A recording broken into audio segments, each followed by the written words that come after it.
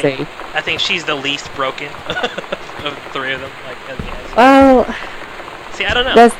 She has the least obvious broken arc, but she, at this point, she's by the end of the game, she's possibly got some things to be a bit broken about.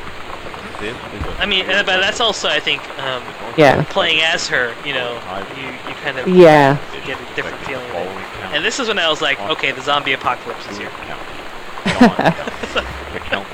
You know what helped me feel less zombie apocalypse-y? Putting the cassette in the cassette player. Yeah, that's right. Because it's hard to feel like there's going to be a zombie apocalypse when you're bouncing around the room to some Riot Girl. What did you think of the musical choices in this game? The things that they chose? I don't know how much of it is just my own personal tastes, but I felt huge amounts of nostalgia for this. I was like, oh, I love this. This is perfect for me. And that was another one of those things to where when the game was over, those are the things that I revisited as I was back to taste it, to hear the music, or I would kind of listen to like some of the different songs that they were playing, like see how different I was feeling about it. It was interesting. Yeah, it is interesting, definitely. I sound really like I'm saying nothing of interest now. I'm like, interesting things are interesting. It's too early in the morning. I need more caffeine. The obsession with X-Files. That was, I think, my biggest takeaway. I'm gonna shut up so people can hear you. So. I want to believe. But yeah, I think that was my definite nightmares moment. Secure all windows until blood conditions are expected at lower elevation. I'm not sure if you ever thought, I think I thought Last of Us, actually. I definitely got a bit of a Last of Us vibe. It's like it's that opening scene of The Last of Us where it's like, okay, well, I'm walking around the house and everything's like the TVs are all on, but everything's going wrong. What's happening? And this is like where he gets the massive CD player unit. Residents are strongly urged to stay indoors. Yeah, he's doing reviews for one of those kind of places that is just detail the features and you'll be fine of what it does and you'll be fine. Just hammer something out and you're done. Right. All right, and more of these books. And this is when I was like, okay, now he's really thinking of Sam. Yes, definitely. Make friends with people, but not that kind of friends. Feeling lonely, like this is a very like GTA kind of book, like like where it's just like obviously, blatantly friends. It's very tongue-in-cheek.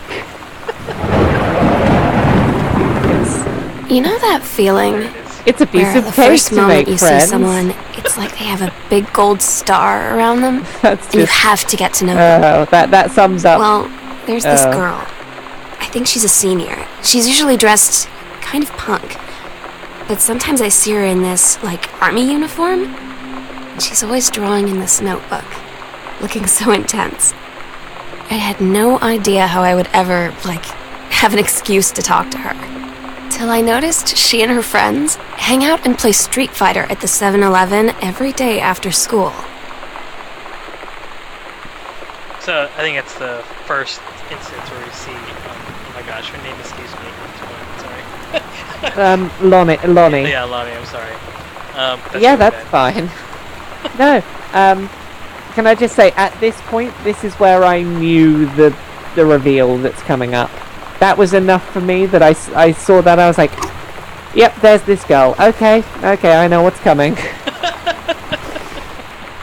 In the least cynical way possible, I was like, yep, I can hear how you're, I can hear the way you're talking about her. I know what's gonna happen. So this was the point that I ran all the way into the other room and looked at the photo. I'm like, it's that girl. Yeah. Oh, now see, I'd completely forgotten already by this point about the Yeah, I was like, oh yeah, that was a picture of someone in an army uniform. Completely forgot about that. So when I saw the pillow fort here and stuff, like, who did you think had been in this room before? Did you think it was Sam, or like, was she by herself?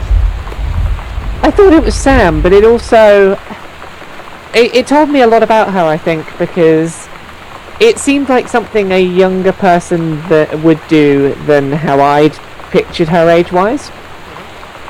And how old did you think she was? When I tweaked her, I was thinking sort of 15, 16 maybe. At this point, I was thinking sort of maybe about to turn 16. And again, I got the impression after this, I was like, well, maybe she's that age, yes, but you know, it said that maybe she was sort of a bit more sort of, she had a very sort of childlike sense of humour, very sort of like, yeah, want to have fun, and yeah. I thought this, I mean, this kind of scene right here said a lot about who Sam was and how old she was. Because, like, an older, teenager would obviously not be making a pillow fort. Yes, but the fact that she is an older teenager, yet she's still making the pillow fort, says a lot about. It says a lot about her, and I think it says that she's a very different person to Katie. Because I don't think Katie would have sat in a pillow fort reading a book about ghosts. That's true. For better or for worse. Oh, the story.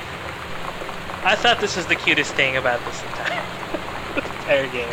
I had a really good time reading the story. Oh, it has its like minor quibbles, but I love that story. It's so sweet, and it's clearly such like she's trying so hard to. She's working things out. she's doing things. Her sweet little book.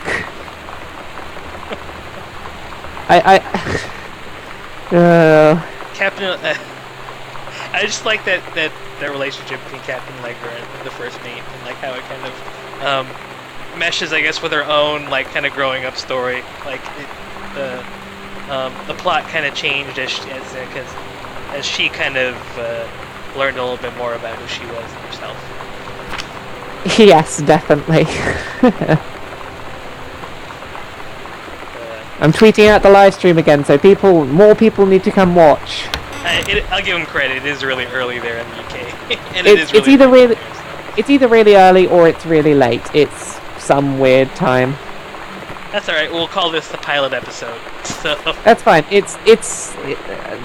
What I like about Twitch is that it archives everything. Mm-hmm. So we can just embed it on the site, and we'll do something like that, and people can come back and watch it later if they want. Mm-hmm. It's another Terrence letter, I guess. Yeah.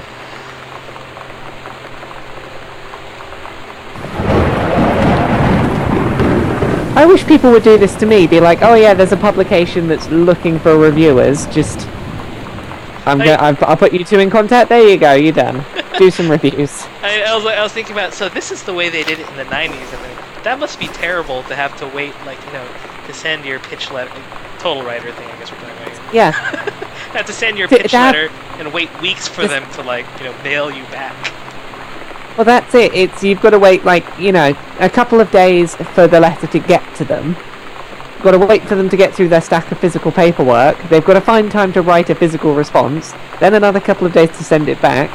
So you wouldn't know for at least if they looked at it the day they received it, it's going to be at least a week before you hear anything back. See, so look on the bright side, people. The internet has made it easier for us to know if people like this or not. This would not be able to happen without the internet, obviously, but Indie Haven, like, I would not be able to have found a group of people to write with if it weren't for the internet. That's true. So, at first when I read, this is the second book, I think, in his series, am I correct? No, this is the first book. The first one we saw is the second book. With the alternate cover. Okay, gotcha. Yeah. Because the one that we saw before is like, the president's life has been saved once already, but... Let's save it again! Yeah. Have I found everything in this room? I think I have.